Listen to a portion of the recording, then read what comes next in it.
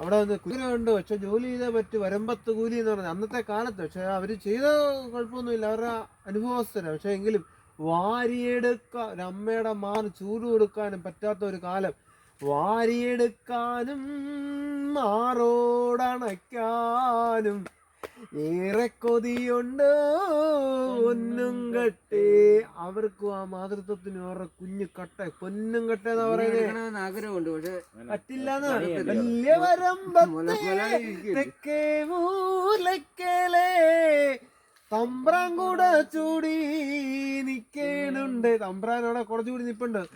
വാരിയെടുക്കാനും മാറോടണയ്ക്കാനും അമ്മയുടെ വേദനയാ.